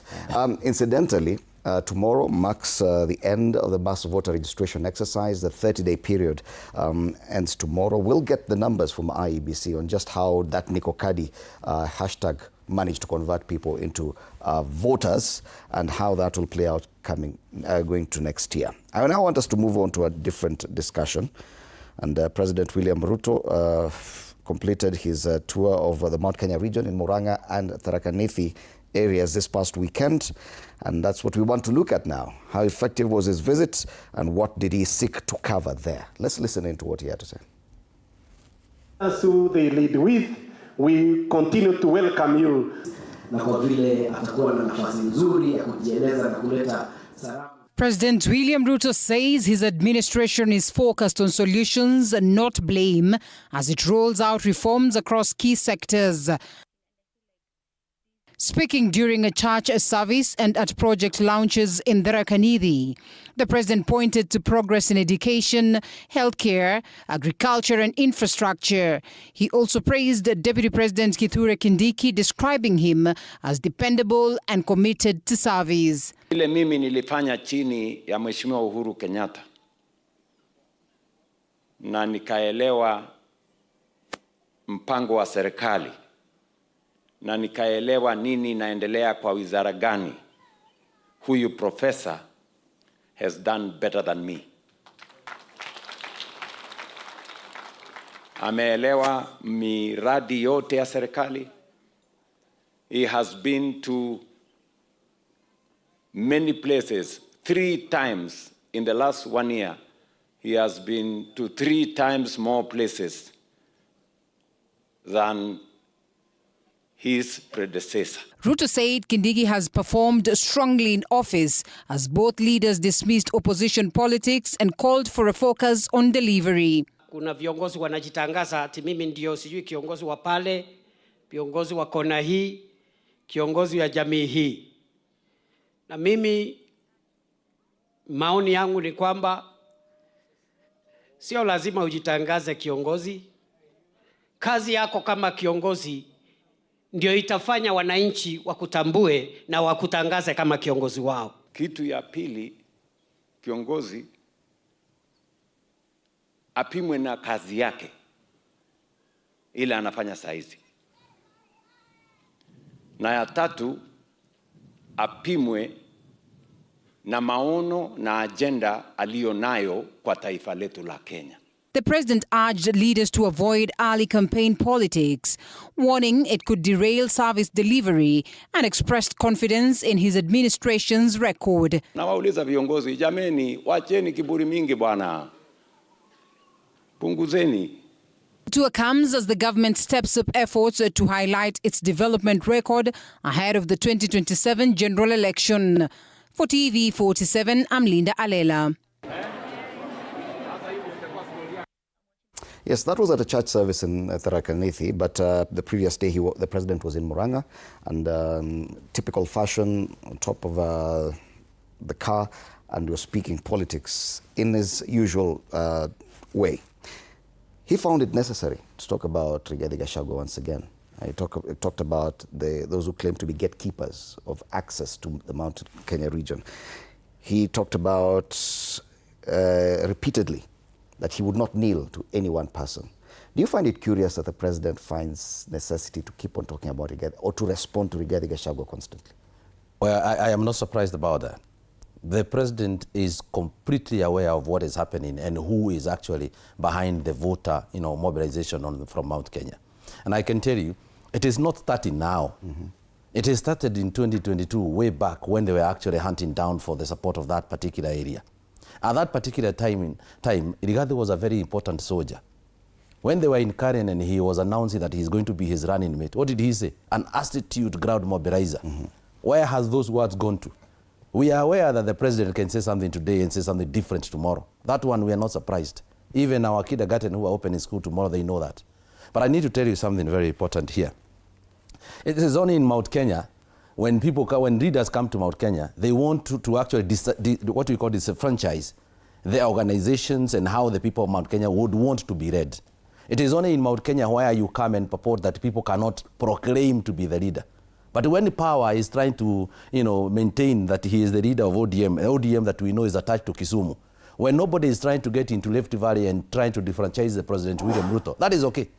But the day you come to Mount Kenya, everything changes. The narrative changes. The way you talk changes. We are talking about people are going to be judged with the kind of work they have done. Absolutely, yes. You chased a guy out of office when he was barely 1.5 years in the office. We are aware that in 2022, we never judged President William Ruto based on his 10 years of vice presidency, because he was not the man at the helm. At that particular point in time, we actually looked at everything and the failures of that time as President Uhuru Kenyatta's failures or successes thereof. That is why Mount Kenya accepted to vote for William Ruto in 2022, despite the fact that Uhuru came and said otherwise. But now, you are here now going to Mount Kenya and telling us kazi that we are already complaining about. Mm-hmm. We are already complaining that we cannot see development. Yesterday, I was in a meeting with one of Kisii. There was a leader from Kisii, one of the MPs from Kisii. And he said that the reason he is supporting the government is because for the first time in his constituency, he has projects that are ongoing. He has projects worth 3 billion shillings that are ongoing. If you come to my constituency, there is nothing that is happening. And you are here now telling us that we need to support the government. The people from Mount Kenya are already aware of what they want. And I can tell you, Mount Kenya people are very, strange voter. They vote in silence. They don't vote by speaking. They will show up in meetings. But I can tell you, once a momentum in regards to what they want, the voters there guides the politicians on where to go and how to position themselves. Not the other way around. They don't actually follow what you come and tell them. They actually tell you what they want, and that is what is going to happen. Wakili Nyamori, when it comes to political strategy, this appears to be, because just watching the president of the past few weeks, in as far as Mount Kenya region is concerned, it's to go head-on with Rigathi Gachagua. In fact, we have a clip of the former deputy president now responding to the president. Do you think that's the right thing to do? Don't you think it would appear somewhat that the president appears vulnerable? No, when he says now, I won't even come to Nil, mtu asiniambie vile nitafanya. Even as I respond to that, I like the way Ikwa Wambote gets passionate when Mount Kenya is mentioned. That's where I come from. And you know, then he wants to tell us that when you come to Kisumu, a crowd in a market means that Linda Mwananchi has taken over Kisumu and the Lake region. While when the president has a structured meeting with grassroots, leaders from Mount Kenya and the crowds in Mount Kenya, then he thinks that that does not count. I think they are in denial. The president is doing 3 things simultaneously and very deliberately.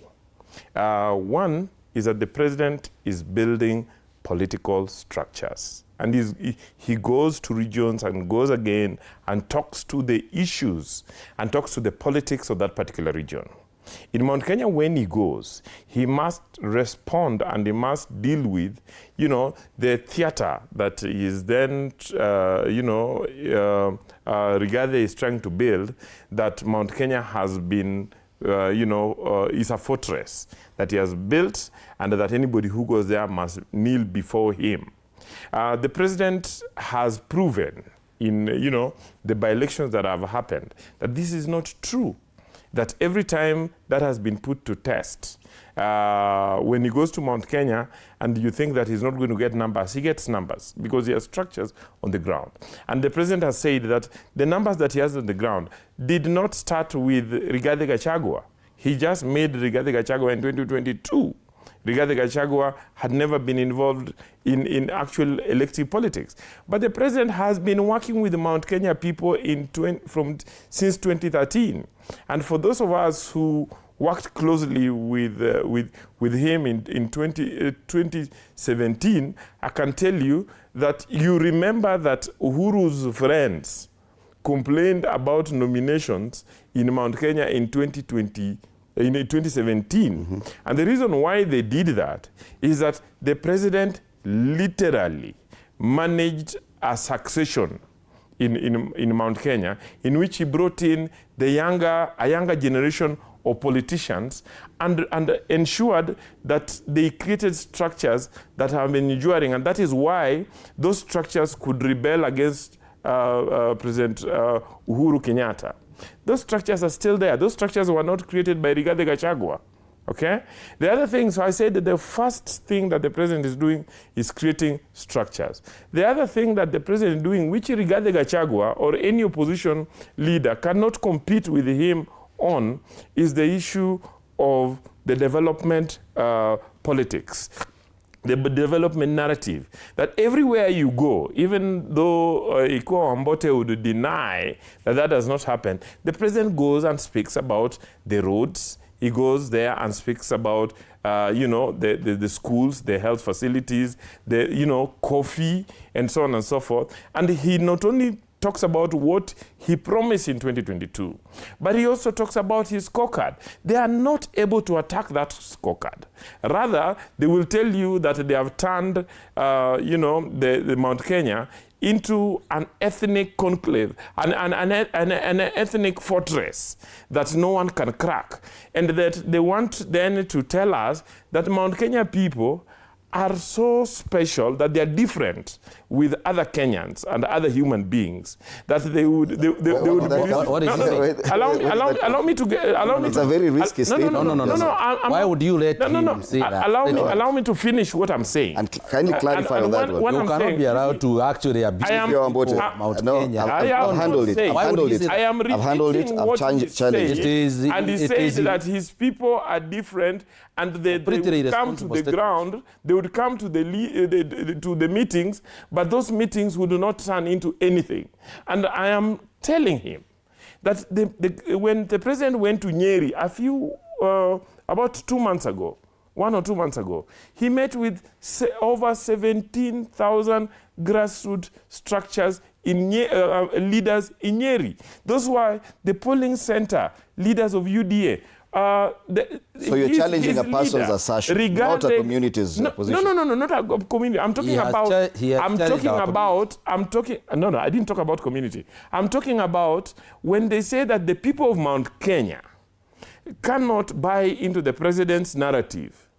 They will be waiting for somebody to then give them direction. I would tell him that the president keeps going there, the president keeps meeting the grassroots structures, and they show that the president is able to put, in terms of the levels of engagement and the issues that he's discussing with those grassroots leaders, Rigathi Gachagua cannot challenge using the market theater. Yeah. Because it would appear in the president's rallies in Murang'a and elsewhere, Rigathi Gachagua is top of the agenda, and as far as discussion is concerned, even with the deputy president, even the president finding it necessary to defend his deputy president from attacks by his former deputy. I think, it's one, timing. Number two, with the hard politics here.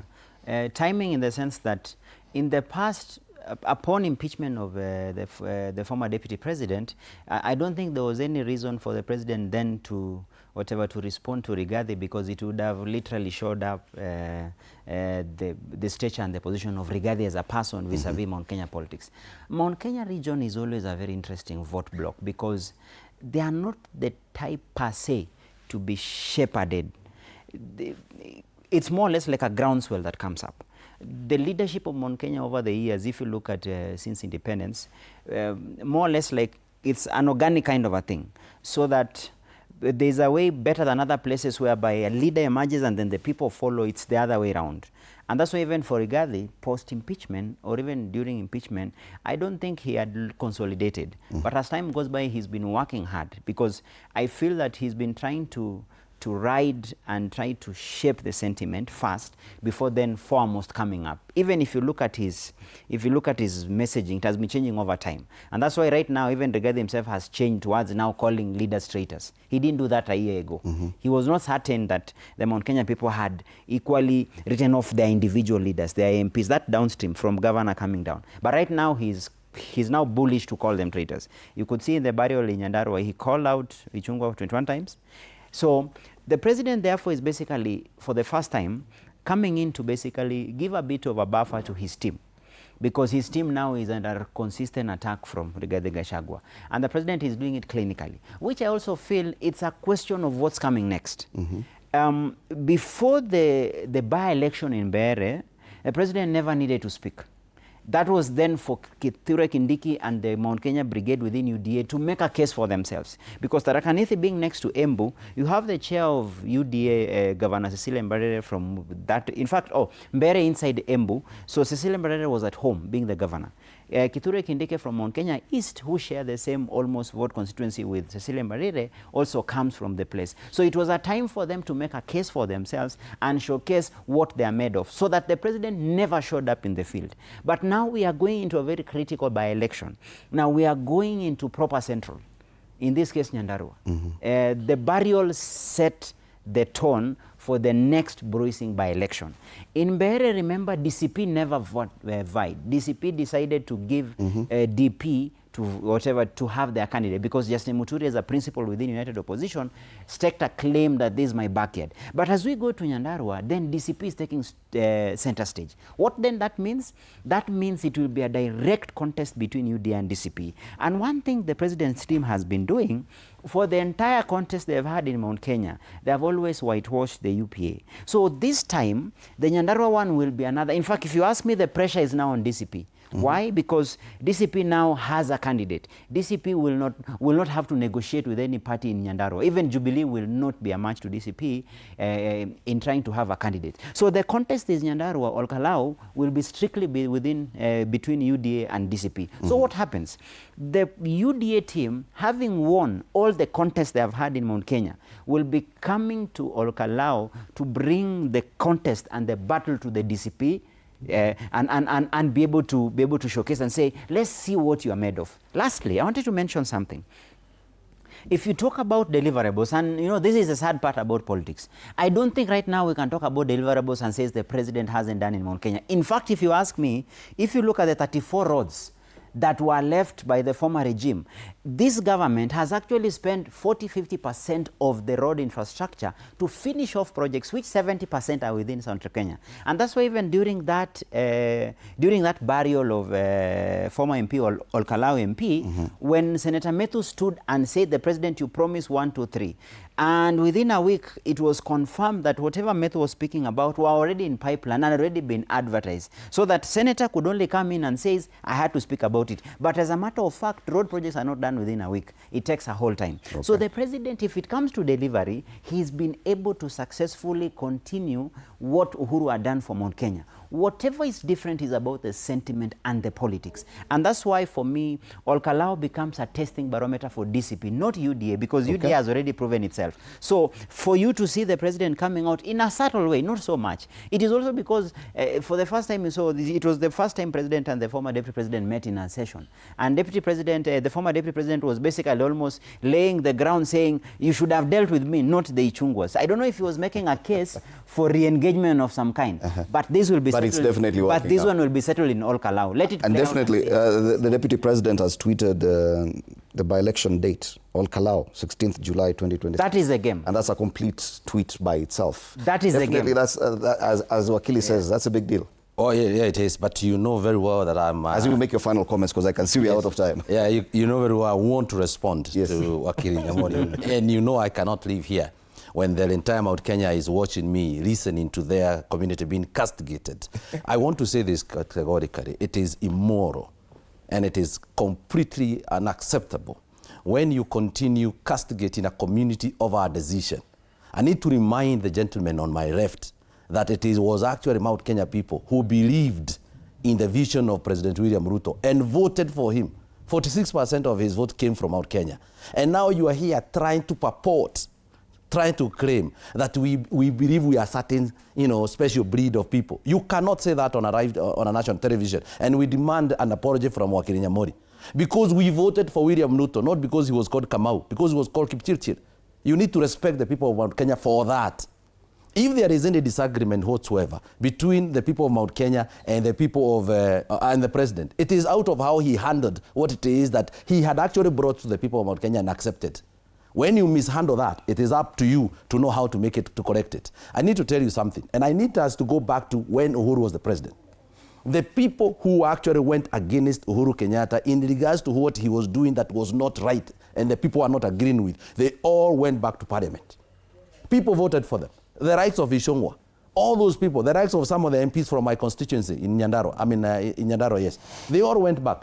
Why? Because of how the people of Mount Kenya believes their leader should be. The people of Mount Kenya do not believe whatsoever by any leader who is a yes-sir person. I can tell you that here, and I will confirm for you. They don't believe in leaders who actually follow a line.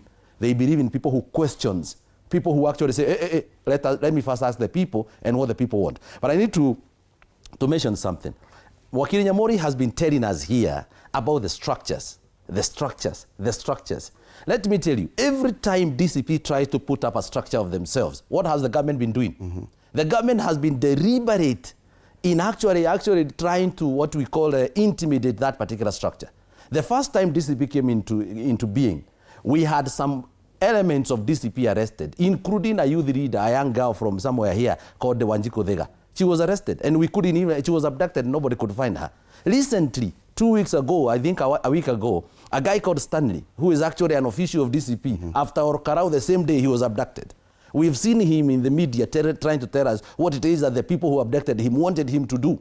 Falsely accuse some people within opposition. It is a tactic of government to try and actually intimidate what it is, the structure we are trying to build. But I can tell you, now we are getting into a competition. Now we are getting into the real deal. The wheels have to roll. The wheels have to be oiled. And structures are actually going to be put in place. And we are telling the government, no amount of intimidation, abductions whatsoever, that is going to make the DCP not to put up the structures that they need to put so that they can be able to win. I need to say something about Orkarau. I come from there. I come from Orkarau. I agree with Wakil Kipto. This is the real deal. And I can tell you for a fact, and you will call me here again with them when we are coming to compare notes. It doesn't matter the amount of tanks, the amount of military, the amount of fighter jets that the government is going to deploy to actually come and try and self here. Nyandarua is not Bere. Nyandarua is actually the home of the Mau Maus, and their grandchildren are the one now coming up to vote, to vote. Not only to vote, even to vie. I can tell you this will be a different game altogether. Okay. I am a son of Nyandarua, and I can confidently say on behalf of my people, I'm not talking about on behalf of him, because he will never agree with me on anything. As far as he's a UDA person, he will never agree. Okay. I am talking on behalf of my people. Yeah. It is time for us to express our desire, our will, and our frustrations against UDA. Thank you so much. And we are going to make sure that UDA cadet does not win. I'm really pressed for time, and but before I give you an opportunity, the two gentlemen, let's get some feedback because people are also contributing to what we're talking about. Good morning, TV47 show with Ann Odida and Fred Ndemoli. I am Daniel Meli, a student of laws at Kenyatta University, watching from Nairobi. On the battle of the coast region, the united opposition is making deliberate effort to regain the political ground. The coast has historically felt marginalized, especially on issues like land ownership, unemployment, as well as access to opportunities. While these political visits signal renewed attention, the people are likely to judge leaders based on solutions rather than rhetoric. The region is becoming a key battleground, and whichever side presents a clear issue based on gender, which will have a stronger connection with the voters. Thank you. Good morning, TV47 show with Ann Odida and Fred Ndemoli. I am Daniel Meli, a student of laws at Kenyatta University, watching from Nairobi. On the battle for the mountain, the president visit Murang'a and Tharaka Nithi shows how strategic the Mount Kenya region remains ahead of 2027. These visits are not just about development, but also about consolidating political goodwill and reconnecting with the grassroots. However, residents are increasingly focused on tangible outcomes. For example, cost of living, agriculture support, and economic empowerment. Going forward, the real influence will not come from the frequent visit, but from how effectively the government promises and translate into real change in people's lives. Thank you. Good morning to TV47 Breakfast. Right now, what we are seeing at the Mount Kenya region, especially Murang'a and Tharaka Nithi, is just clearly a political recalibration. And the president's visit is not just development focused; it's very strategic. And this region has historically been a strong voting bloc, but recent tensions and shifting loyalties mean it can no longer be taken for granted. So leaders on the ground are trying to reconnect with Mwananchi to emphasize the project and rebuild trust. But at the same time, there's silent resistance growing among sections of leaders and youth. So this is no longer a comfortable stronghold. It's becoming more like a competitive political battleground heading to the future. Thank you so much for your feedback. Quick 2 minutes each for your final comments. We are really out of time. I must apologize. At least my friend Ikwa Imbota, confess that they don't have structures. They just want to start building structures. It's too late. I did it. My point as I finish in my final remark is that this election is going to be decided by, you know, the development narrative over noise. It is going to be determined by those who have structures over drama. It is going to be determined by, you know, those who are building a national coalition that is, you know, giving, you know, promise of opportunities over those who are basically talking about grievance and making noise in the market. I want to tell you that just as Kwambote's group and the DCP leader Rigathi Gachagua has promised that he will thrash the president's team in previous by-elections, when we are done with the Olkalau by-election, we will come back here and prove to you that the president's development narrative and delivery, the president's grassroots structures, and the president's you know, coalition, national coalition, defeated ethnic drama and grievance. Okay. Thank you. Thank you so much, Wakili. So I think, as I had mentioned, and I'm happy you've said, even when the Deputy President tweets Olkalau will be the political story for the fight and, like the fight for the soul of Mount Kenya. And I think the battle lines are clear. This time now you have a clear coalition course between UD and DCP. Mbere DCP was coming as a complementary to DP. And again, in last year's by-election, you had several across the different countries, whatever the different counties. The president was trying to test a case of different constituencies. If you talk about Kakamega, it was post-BAMBA. What is the ability of the of UDA to consolidate, which they did, and that's why they have swept most of the ODM members from Kakamega into UDA. In cost, it was how do we sustain, because ODM was leading whatever the onslaught to maintain Magarini. Again, it was a test.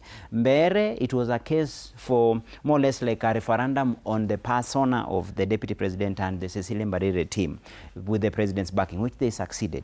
Olkalau now is the first, as I say, mainstream, main Mount Kenya West. No longer is this where the votes are, where now you put it to a test. And again, by virtue of already done dress rehearsal during the burial, you don't need any other better content. That's why your question about why the president comments now comes into force. And I feel this time then, I would want to empathize a bit with DCP in the sense that it's not about military tanks and everything. It will be a case of there's only one constituency and the stakes are so high. And number two, the president who was put into contest mode during the burial, when the local leaders went head on, like Senator Methu and then the former deputy president, how they addressed him kind of drew him into the contest. It was like more or less like doing a haka dance in front of him. It's like bring it on. So I feel Olkalau will be consequential for the heart and soul of Mount Kenya going into 2027. Who want to DCP if they lose that seat? Because in that contest, it would then bring a nail on the coffin of their nascent rise. It will even give maybe a space to Jubilee to say, if you are giving us a chance. So for me, Olkalau will be it. That will be the game. Thank you. 16th July 2026, that's a date for the Olkalau by-election. And yes, it would appear it is the biggest deal for the heart and soul of Mount Kenya. Thank you so much, Wakili Joshua Kipto, Wakili Joshua Nyamori, and Ikwa Wambote, who's a political analyst, for your time at TV47 this morning.